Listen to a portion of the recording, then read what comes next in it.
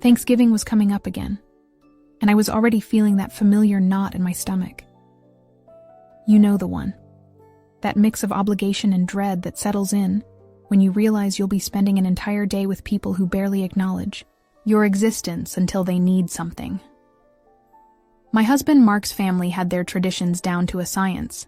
His mother would criticize my turkey, even though she never offered to help cook.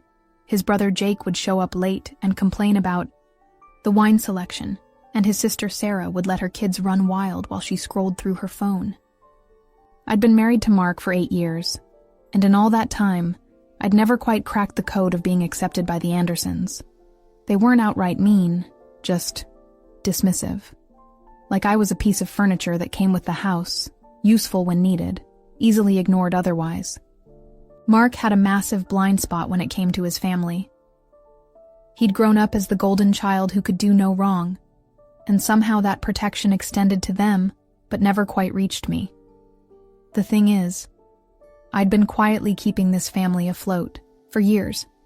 When Jake lost his job last spring and couldn't make rent on his apartment in Boston, who do you think covered the $2,400? When Sarah decided little Emma and Tyler just had to attend Whitfield Academy with its ridiculous tuition fees, guess whose bonus check mysteriously disappeared? I never asked for credit, never mentioned it at family dinners or brought it up during arguments. I'd learned early on that money was a weird topic with the Andersons. They acted like it was beneath them to discuss it, yet they never hesitated to benefit from it. My own background was different. I'd grown up in a working-class neighborhood in Pittsburgh, watched my parents struggle to make ends meet, and learned the value of every dollar. By the time I met Mark, I'd already built a decent investment portfolio through years of careful saving and smart decisions. A tech startup I'd invested in early had paid off big, really big. But I kept that information close to my chest.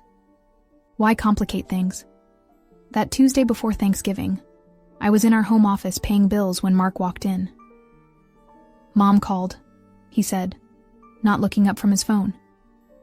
"She wants us there by noon on Thursday. Also, Jake might need to crash with us for a few days. His landlord's being difficult again."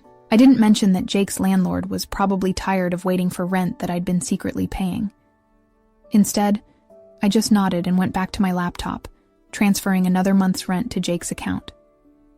Mark kissed the top of my head, absently, and left, probably to call his mother back and assure her we'd bring her favorite wine. As I sat there, I found myself thinking about my own family back in Pittsburgh.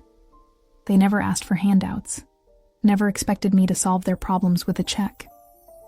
When my dad's car broke down last year, he'd taken extra shifts at the warehouse, rather than ask for help. I'd had to practically force him to let me pay for the repairs. The Andersons were different. They had this strange sense of entitlement wrapped up in fake humility. They'd drop hints about their struggles. Sarah's mortgage was killing her. Jake's career wasn't taking off like he'd hoped. Their mother's house needed a new roof, and then act surprised when solutions magically appeared. They never questioned where the money came from. Maybe they assumed Mark had some secret fund, or maybe they just didn't care. I closed my laptop and looked around the office. There in the top drawer of the filing cabinet was a folder marked private. Inside was documentation of my premarital assets, including the holdings that had grown to just over $5 million. I'd never hidden it from Mark. He knew I had investments, but I'd never spelled out the exact amount either. It wasn't about deception. It was about maintaining some semblance of normalcy in a family that already treated me like an outsider. Wednesday night, I prepped the turkey, made 3 different kinds of pie, and prepared all the side dishes Sarah claimed her kids would actually eat. Mark helped a little, but mostly he sat at the kitchen island, scrolling through his phone and occasionally asking if I needed anything. His mother had already texted twice to remind me that she liked her turkey moist but not greasy, and that Cousin Linda was bringing her new boyfriend, so I'd better make extra food. As I covered the last dish with plastic wrap, I felt that familiar wave of exhaustion. Not from the cooking. I actually enjoyed that part, but from the knowledge that tomorrow would be another performance. Another day of smiling through backhanded compliments, pretending not to notice the eye rolls when I spoke, and watching my husband's family treat me like hired help who happened to sleep in the master bedroom. I had no idea that this Thanksgiving would be different. That the careful balance I'd maintained for years was about to come crashing down in the most spectacular way. Looking back, maybe the signs were there. The way my mother-in-law had been extra nosy lately, asking about our finances and future plans. The way she'd accidentally walked into the office last time she visited. But that night, all I felt was the usual pre-holiday anxiety. I set my alarm, kissed my oblivious husband goodnight, and tried not to think about how much money I'd probably end up spending before the weekend was over. The Andersons needed new winter coats. Jake's car was making a funny noise. Sarah mentioned something about dance lessons for Emma. Same old story, I thought. Little did I know that by tomorrow night, everything would be different. Thursday arrived with that crisp November chill that makes you want to stay in bed. But I was up at 7, basting the turkey and making sure everything was perfect. Mark eventually stumbled downstairs around 9, poured himself coffee, and mumbled something about helping before disappearing into the living room with the remote. We arrived at his parents' house in Concord right at noon, my car loaded with food while Mark carried the wine. His mother, Eleanor, greeted us at the door wearing her trademark pearls and that smile that never quite reached her eyes. "Oh, you brought the turkey. How nice." As if I hadn't been bringing the turkey for 8 straight years. The house filled up quickly. Jake showed up around 1, looking hungover and immediately raiding the appetizers. Sarah burst in with the kids, who immediately started fighting over the TV remote while she complained about traffic on Route 2. Mark's father, Bill, barely looked up from his newspaper to grunt a hello. I busied myself in the kitchen, arranging platters and reheating dishes, while Eleanor hovered nearby, offering helpful suggestions like, "I would have used more sage," and "Sarah likes her stuffing less moist." Through the serving window, I could see Mark had already settled into the den with Jake, watching football and laughing at some inside joke from their childhood. By 3 o'clock, we were finally seated around the massive dining table. I'd outdone myself this year.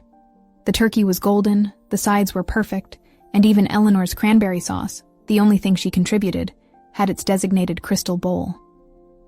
Mark's cousin Linda had indeed brought her new boyfriend, a nervous accountant, named Gary, who kept adjusting his glasses. We went around the table sharing what we were thankful for. The usual platitudes: health, family, job opportunities. When it was my turn, I mentioned being grateful for our home and the chance to host everyone. Eleanor made that little snorting sound she did when she thought someone was being pretentious. The meal progressed normally at first. Jake told stories about his latest job interview disasters, making them sound funnier than they probably were. Sarah complained about the other mothers at Whitfield Academy while her kids flung mashed potatoes at each other. Mark held my hand under the table occasionally, his token gesture of support. Then came dessert. I'd just finished serving the last slice of pumpkin pie when Eleanor stood up, tapping her wine glass with her wedding ring. The crystal made that sharp, clear sound that cut through the chatter. Everyone turned to look at her, probably expecting one of her usual Thanksgiving speeches about family traditions or her late mother's recipes, but something was different. She had this gleam in her eye, like a cat that had cornered a mouse. In her other hand, she held a piece of paper I recognized with a sinking feeling. It was from my private folder. "I have something important to share with you all," she began, her voice carrying that false sweetness she used when she was about to say something particularly nasty. "It seems we've had a little deceiver in our midst." The room fell silent. Even the kids stopped fidgeting. While helping tidy up last week, I happened upon some very interesting documentation in Melissa's office. She waved the paper like a flag. Our dear daughter-in-law has been hiding quite a substantial secret from all of us. $5 million, to be exact. The silence that followed was deafening. Forks stopped halfway to mouths. Gary's glasses nearly fell off his nose. Sarah's eyes went wide, calculating. Jake's mouth hung open like a fish. $5 million, Eleanor repeated, drawing out each word. Sitting in various investment accounts, hidden away while she plays the role of the humble housewife. My face burned. I felt Mark's hand tighten on mine, but I couldn't look at him. All I could see was Eleanor's triumphant expression, as if she'd just exposed some great crime rather than my personal financial information. That's... Mark started, but Jake cut him off. Are you kidding me? Jake's voice was loud, accusatory. I've been struggling to make rent, and you've been sitting on $5 million. Sarah jumped in immediately. Do you know how much I've sacrificed to send my kids to a good school? And you've had millions just lying around? It's not lying. Around, I finally found my voice, though it came out smaller than I'd intended. It's invested. It's my money from before. Your money. Eleanor's laugh was sharp. You're married to my son. You're part of this family. Or at least we thought you were. The attacks came from all sides then. Jake demanded to know why I'd never offered to help with his critical expenses, conveniently forgetting the thousands I'd already given him.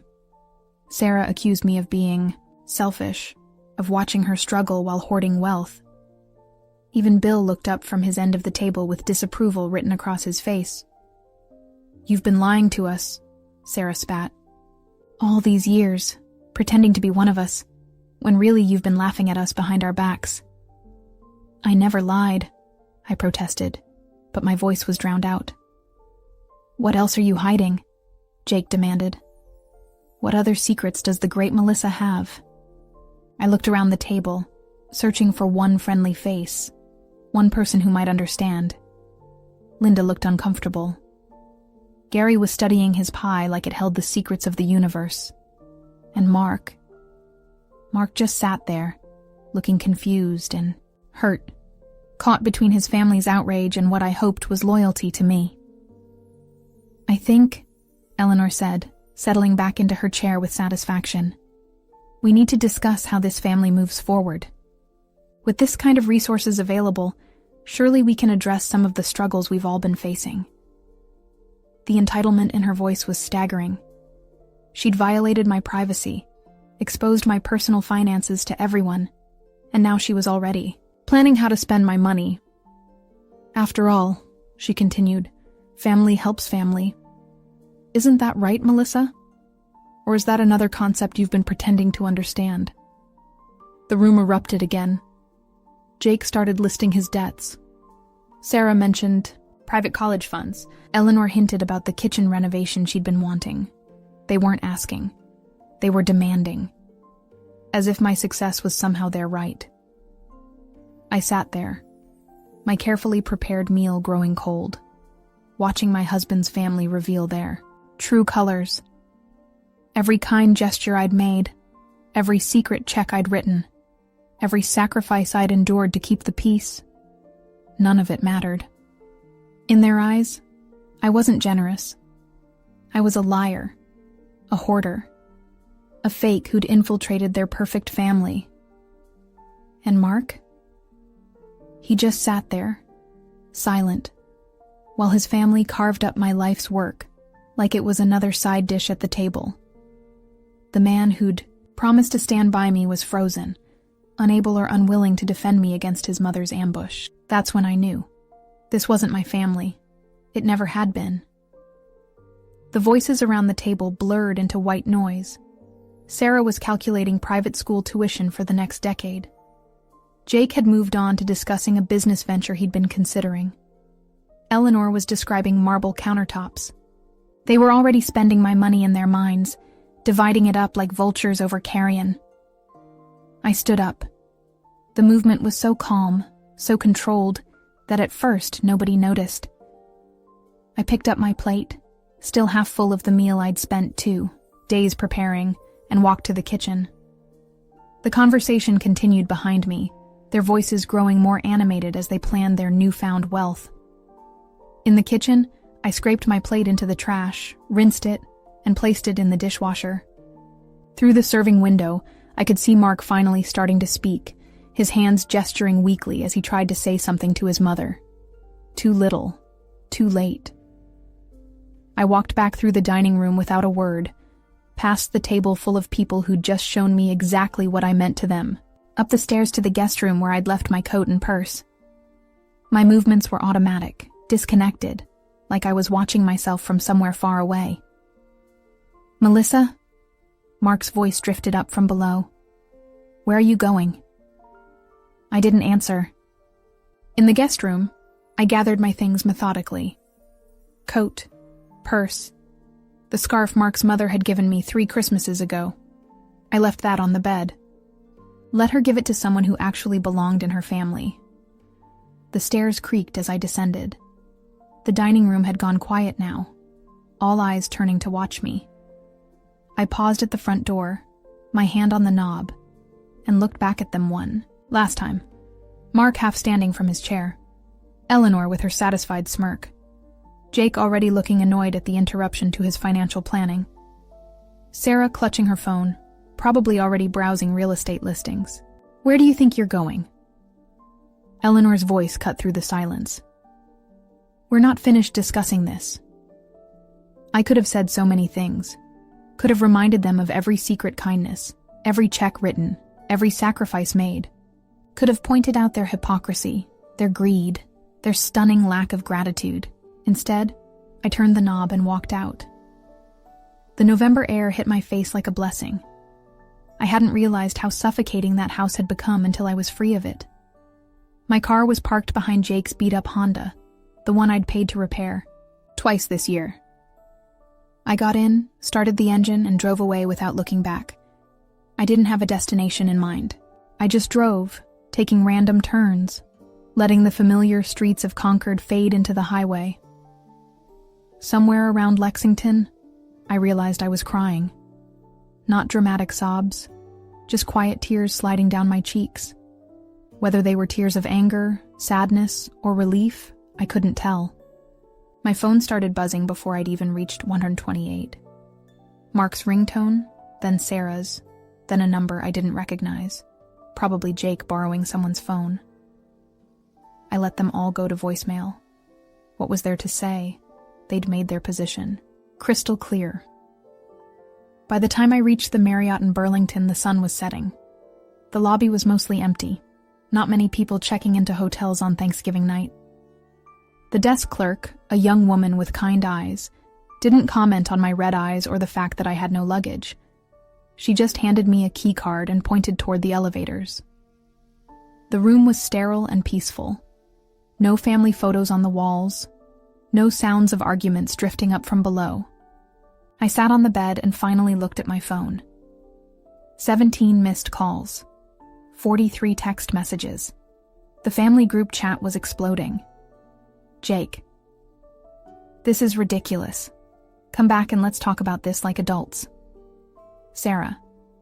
"The kids are asking where Aunt Melissa went. Thanks for ruining Thanksgiving." Eleanor. "This dramatic exit is exactly what I'd expect from someone with things to hide." Mark. "Please answer your phone. We need to talk." I scrolled through them all without responding. Then I opened my laptop and got to work.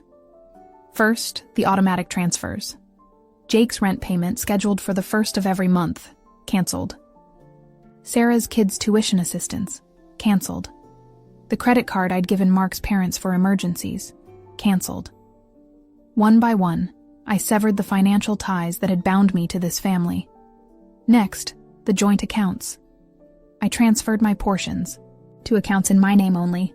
The investment portfolios, the savings, everything I'd brought into the marriage and grown through my own efforts, all of it moved beyond their reach. The family group chat kept pinging. I watched the messages accumulate for a few minutes. Demands, accusations, plays for sympathy. Then I typed my only response. Effective immediately, I will no longer be responsible for any financial support. Please plan accordingly. I hit send and then left the group. The phone rang immediately. Mark's face appeared on the screen, a photo from our wedding day, both of us smiling and naive. I let it ring out. He called again. and again. On the fourth attempt, I finally answered. Melissa, thank God. Where are you? Everyone's going crazy here. Mom didn't mean... She meant every word, I interrupted. And so did Jake and Sarah and everyone else at that table. They're just shocked. It's a lot of money. If you'd told us... If I'd told you what? Would that have made it better? Would they have treated me like family then? Or would they have just started demanding handouts sooner? He was quiet for a moment. In the background, I could hear Eleanor's voice, shrill and demanding.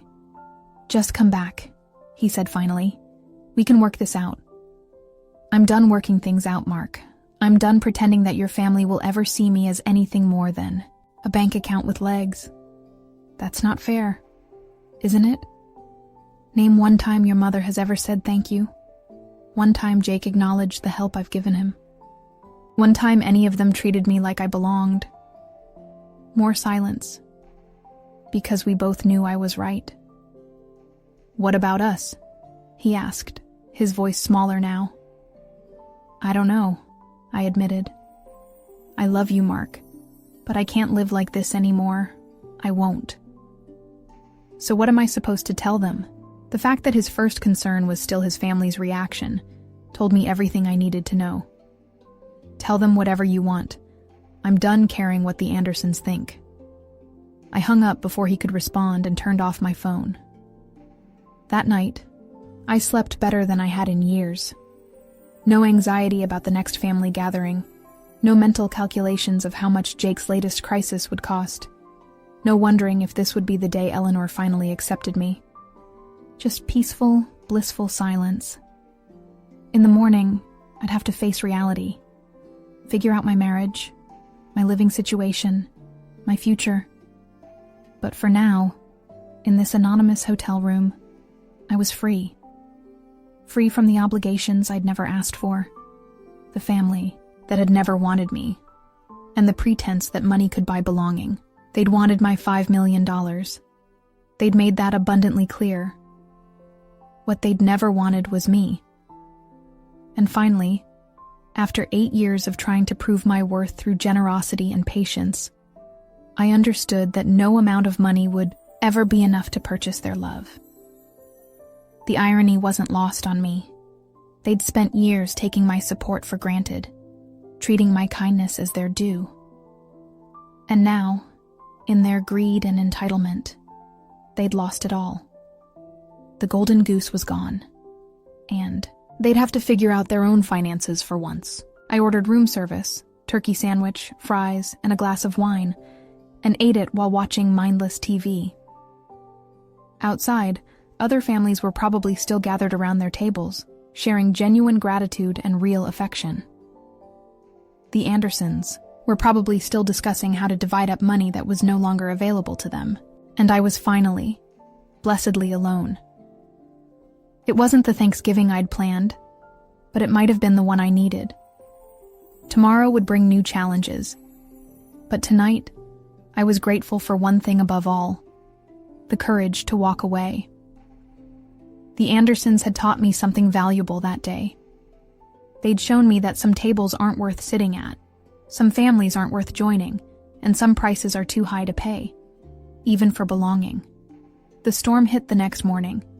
I'd barely finished my continental breakfast when my phone started buzzing with the fury of 1,000 angry wasps. I'd turned it back on to check work emails, forgetting that the Andersons had apparently declared war overnight.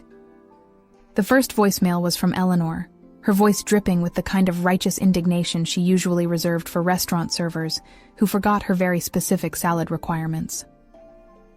How dare you abandon this family on Thanksgiving? We welcomed you into our home, treated you like one of us, and this is how you repay us. By running away like a child and pulling these financial stunts? The second was Jake, less polished, but more direct. Yo, Melissa, what the hell? My landlord just called. The December payment bounced. Are you seriously doing this right now? I've got work tomorrow. Where am I supposed to live? Then Sarah, her voice shrill enough to make me hold the phone away from my ear. My kids are traumatized. They think they did something wrong. Emma cried all night, and I just got an email from Whitfield saying the spring semester payment was declined. Are you trying to ruin my children's education out of spite? The text messages were worse.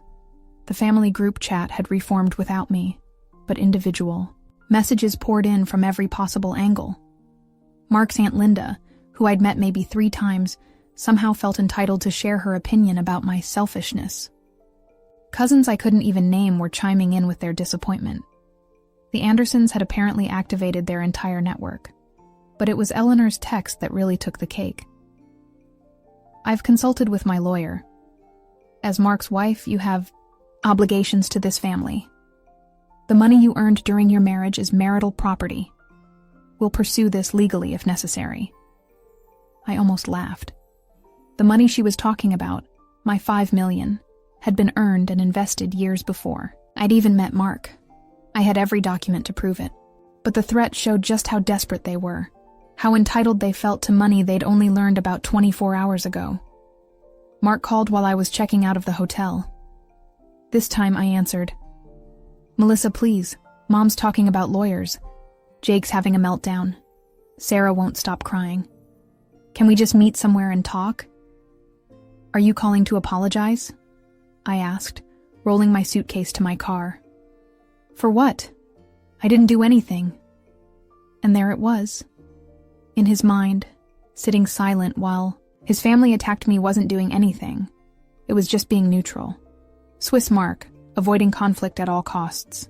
"That's exactly the problem," I said. "You didn't do anything." What was I supposed to do? Start a fight with my mother at Thanksgiving dinner? How about defend your wife? Tell them they were out of line. Literally anything besides sitting. They're like a statue? He sighed that long-suffering sigh I'd heard 1,000 times before. You know how she is. She would have just made it worse. For who, Mark? For you? Because it couldn't have gotten much worse for me. Look, just come home. We'll figure this out. Jake needs that rent money, and Sarah's freaking out about the kids' school. Once you pay those, everyone will calm down. I stopped in the middle of the hotel parking lot. Did you seriously just call to ask me to keep paying your family's bills? They're our family, Melissa. No, I said firmly. They're your family. They made that very clear yesterday. The calls kept coming all weekend. I drove home to our empty house. Mark was still at his parents', probably strategizing, and started making plans. I called my lawyer, Jennifer, who'd helped with my investments over the years. She confirmed what I already knew. My premarital assets were protected. The Andersons could threaten all they wanted, but they had no legal claim to money I'd earned before marriage. Although, Jennifer added, you might want to consider your next steps carefully. Massachusetts is an equitable distribution state. If you're thinking about divorce... Was I? The word sat heavy in my chest. I loved Mark, or at least I loved the version of him I'd married. The funny, kind man who'd charmed me at that conference in Chicago. But that man seemed to disappear whenever his family was involved, replaced by a spineless yes man who'd throw me under the bus to keep mommy happy. By Sunday night, the messages had evolved from angry to manipulative. Eleanor sent a long email about how she'd reflected on her behavior and realized she might have been hasty in her announcement. She didn't apologize, of course. Eleanor Anderson had never apologized for anything in her life. But she hinted that if I'd just be reasonable about helping with family expenses, we could all move forward. Jake tried a different approach, sending me photos of apartment listings he couldn't afford. Guess I'll be living here next month, he captioned a picture of a sketchy studio in Dorchester. Hope you can sleep at night knowing you did this. Sarah went full emotional warfare, having her kids leave voicemails. Aunt Melissa, Mommy says we can't go to dance class anymore because you're being mean. Did we do something bad? Little Emma's voice was heartbreaking, but the manipulation behind it was crystal clear. The extended family kept piling on. Facebook posts about family loyalty and greed-destroying relationships started appearing, clearly aimed at me even if they didn't use names. Mark's cousin posted a Bible verse about sharing wealth. The same cousin who'd borrowed $3,000 from us 2 years ago and never paid it back. I spent Sunday organizing documents, backing up financial records, and making a list of every penny I'd spent on the Andersons over the years. The total was staggering. Over $200,000 in 8 years. Rent payments, tuition, medical bills, car repairs, emergency loans that were never repaid. All given freely, without expectation of thanks or acknowledgement. And what had it bought me? A seat at a table where I was tolerated, not welcomed. A family that saw me as an ATM, not a person. Mark finally came home Sunday night. He looked exhausted, worn down by 3 days of his family's drama. Part of me felt sorry for him. It couldn't be easy being caught in the middle, but then I remembered him sitting silent at that dinner table, and my sympathy evaporated. "We need to talk," he said, dropping his keys on the counter. "Yes," I agreed. "We do." He sat across from me at our kitchen table, the one I'd bought, in the house I'd made the down payment on, surrounded by the life I'd largely financed. The irony wasn't lost on either of us. "They're never going to apologize," he said finally. "You know that, right? I don't want their apologies. I want them to leave me alone.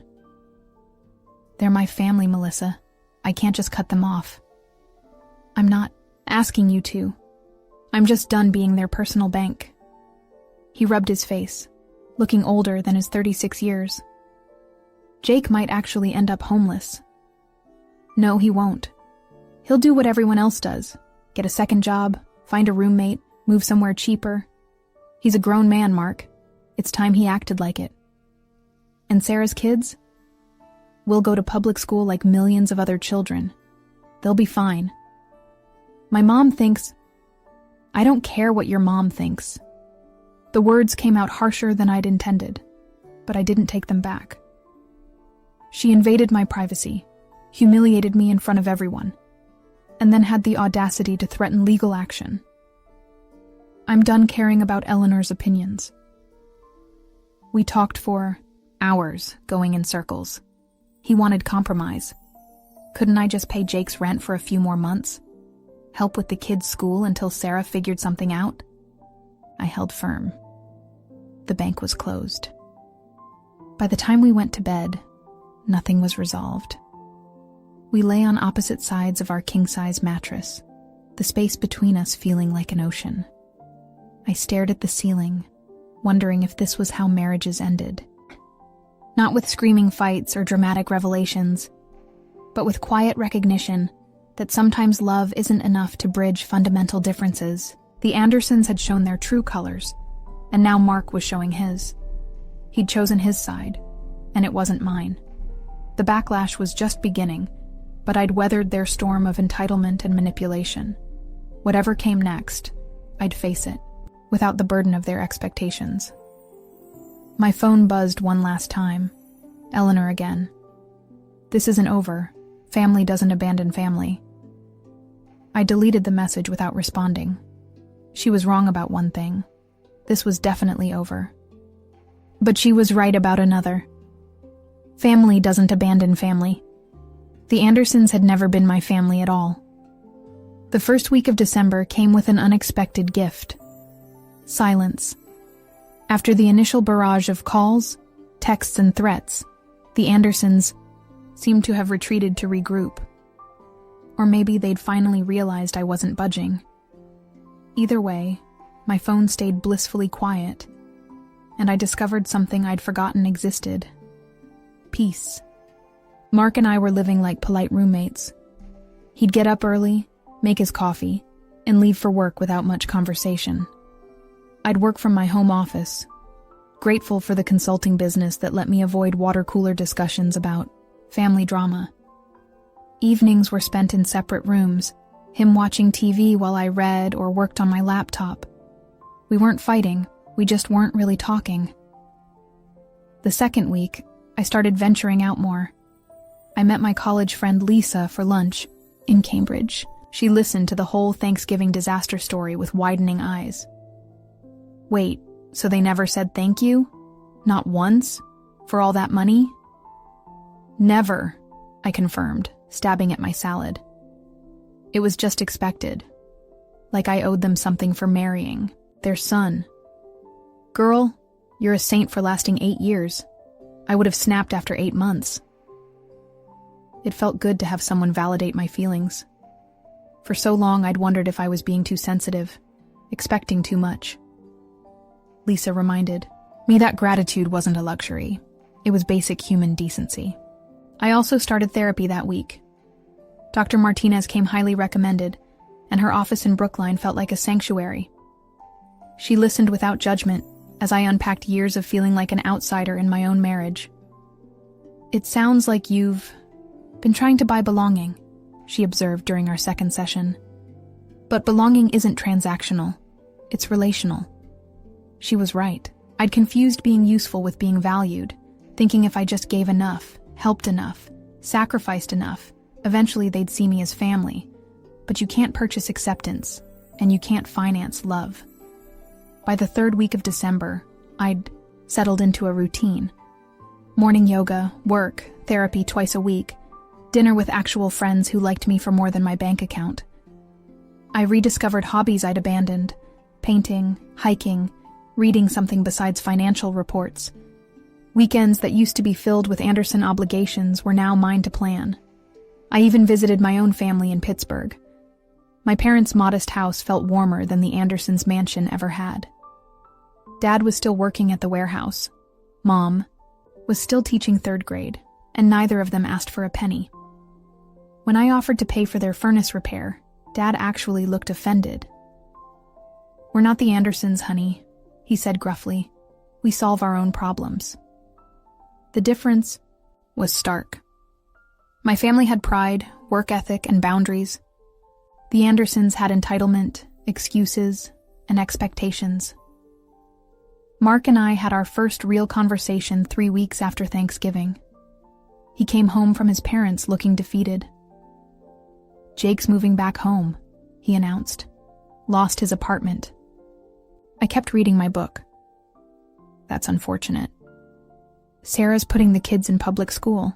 She's furious. They have excellent public schools in her district." He sat down across from me. "This is killing them, Mel." I finally looked up. "No, it's inconveniencing them. There's a difference. How can you be so cold?" "I'm not cold. I'm just done enabling. Your family has never had to face consequences because someone always bails them out. Usually me. They're struggling. They're adults, Mark. Your brother is 34 years old. Your sister makes decent money. Your parents own their house outright. They're not struggling. They're adjusting to living within their means." He shook his head. "I don't recognize you anymore." "Good," I said quietly, "because the person you knew was a doormat. I like this version better." Christmas approached with its own challenges.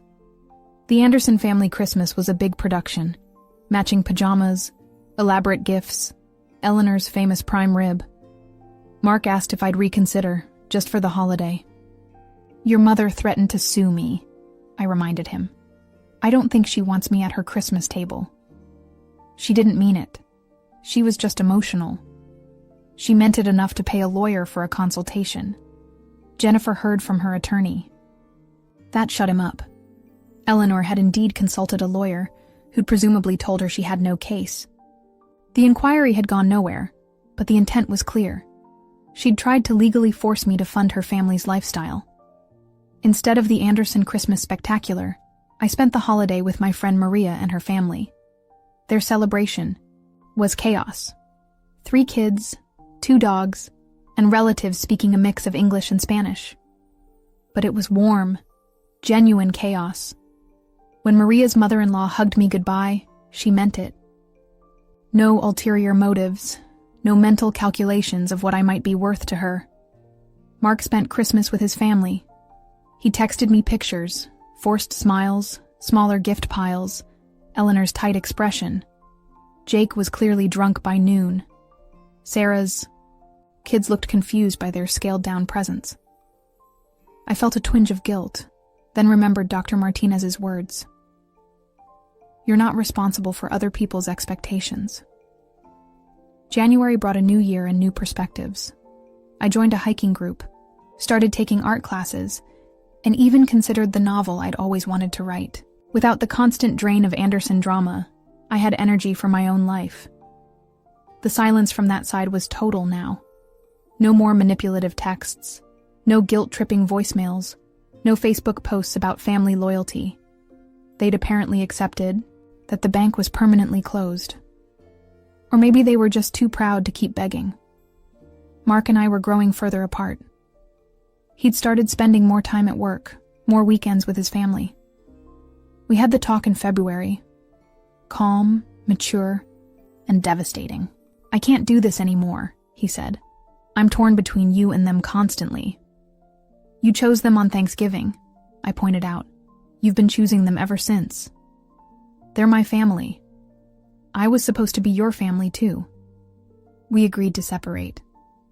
The word divorce hung unspoken but understood. He moved to his brother's temporarily. Eleanor had apparently refused to let him stay there, still holding her grudge. I kept the house, which was mostly mine anyway. The relief was immediate and overwhelming. No more walking on eggshells, no more divided loyalties, no more pretending the Andersons would ever accept me. Just me, my life, and the freedom to build something authentic. Friends I'd neglected during my years of trying to please Mark's family reached out. Coworkers invited me to gatherings I'd always declined before. I discovered a whole community of people who valued me for myself, not my net worth. Dr. Martinez called it post-traumatic growth. I called it finding myself again. Either way, the silence that had seemed scary at first became a blessing. No demands, no expectations, no guilt trips. Just the space to remember who I was before I'd tried. So hard to become an Anderson. By March, I'd filed for divorce. Mark didn't contest it. Massachusetts law protected my premarital assets, and he knew fighting would be pointless.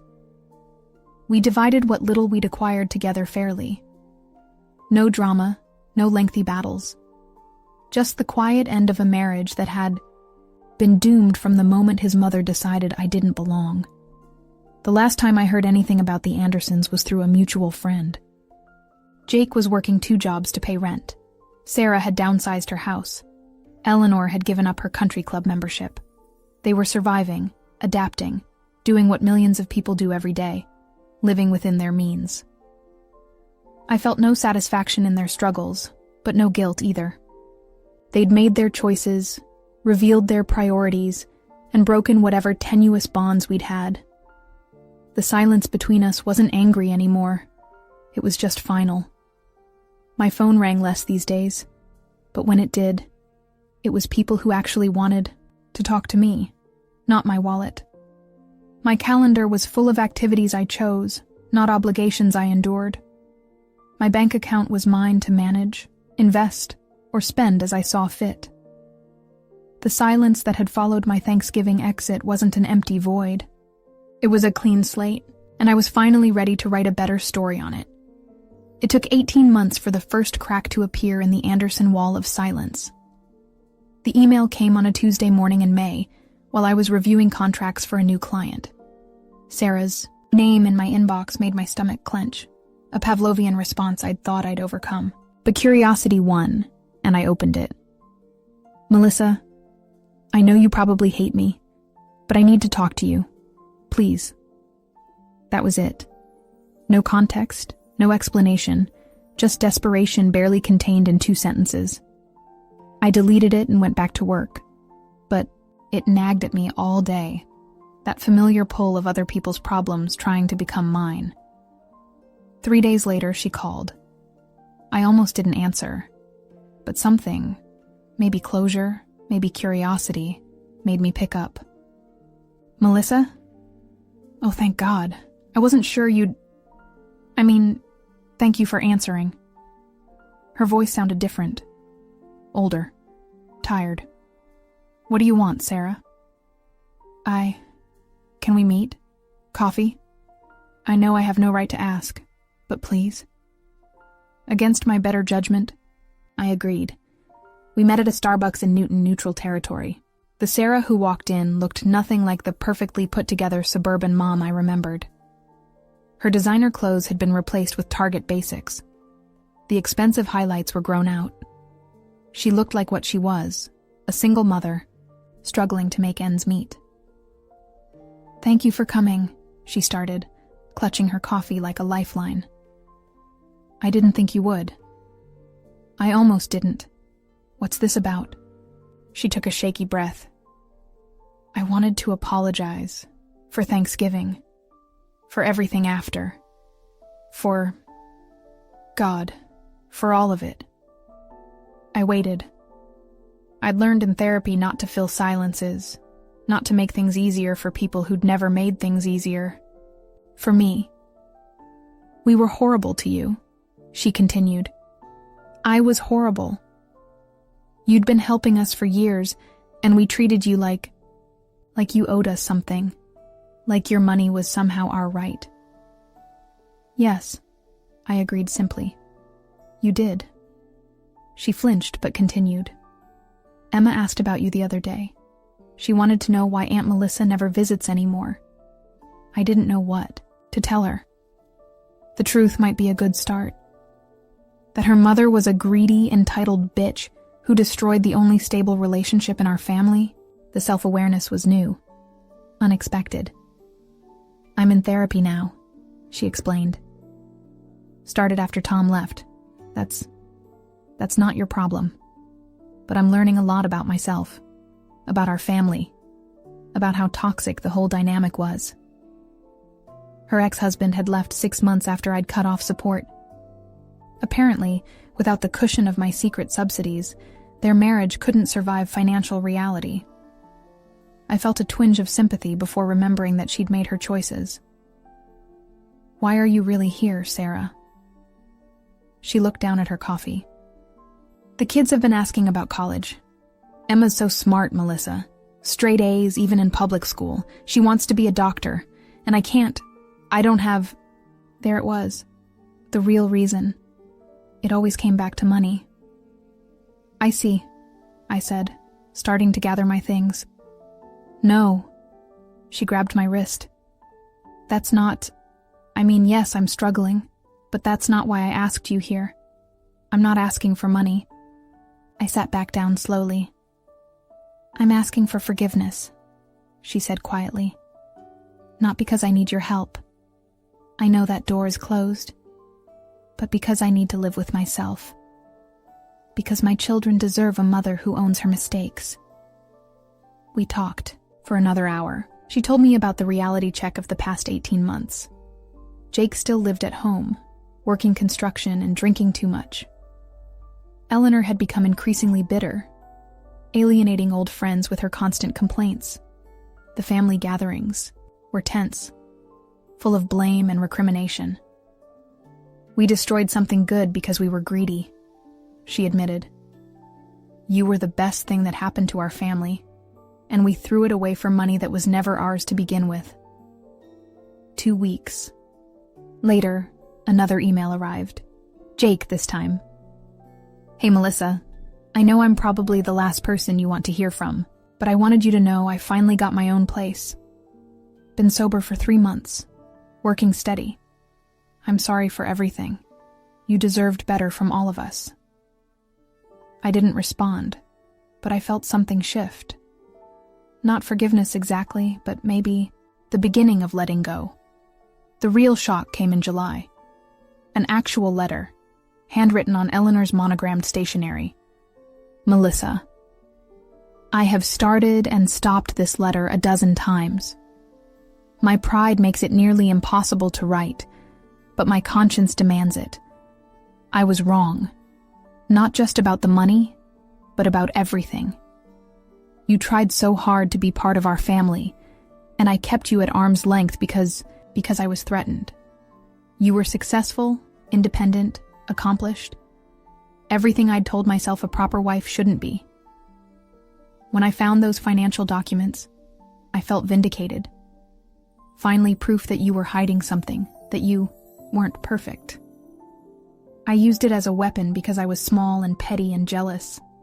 The truth is, you were a better daughter-in-law than I deserved. You helped us without making us feel small. You gave without expecting thanks. You loved my son even when he didn't defend you. And in return, I made your life miserable. I don't expect forgiveness. I don't expect a response. I just needed you to know that I know what I did, what we all did, and I'm sorry. Eleanor. I read it 3 times, looking for the angle, the manipulation. But it seemed genuine. The Eleanor I knew would never have admitted to being jealous or petty. Growth, apparently, could happen even in the most unlikely people. Mark reached, out in August. We'd been divorced for 6 months by then, the process surprisingly smooth given everything. He asked to meet, and I suggested the park where we'd had our 3rd date, back when everything was simple. He looked good, thinner, but healthier somehow. The stress lines had softened. I heard Mom wrote to you, he said without preamble. She did. I should have defended you, that day at Thanksgiving, every day before that, every day after. Yes, you should have. He winced. I was a coward. Easier to keep the peace than rock the boat. Easier to let you be the bad guy than stand up to my mother. I'm sorry, Mel, for all of it. We talked about safer things then. His new apartment, my business expansion, mutual friends. As we prepared to leave, he said something that surprised me. You saved us, you know. Not with the money, by cutting us off. Jake's sober, Sarah's independent. Mom's, well, she's still Mom, but she's trying. We needed to hit bottom. I didn't do it to save you, I admitted. I did it to save myself. I know, but that's what makes it even more powerful. You chose yourself. I wish I'd been brave enough to do the same. The requests for reconciliation kept coming. Thanksgiving. Invitations I politely declined. Christmas cards I didn't acknowledge. Birthday wishes I read, but didn't respond to. They weren't entitled to my forgiveness or my presence. Some bridges, once burned, couldn't be rebuilt. But I did something else. I set up education funds for Emma and Tyler. Anonymous, managed by my lawyer, with strict conditions. The money would go directly to schools, not to their mother. It wasn't about Sarah or the Andersons.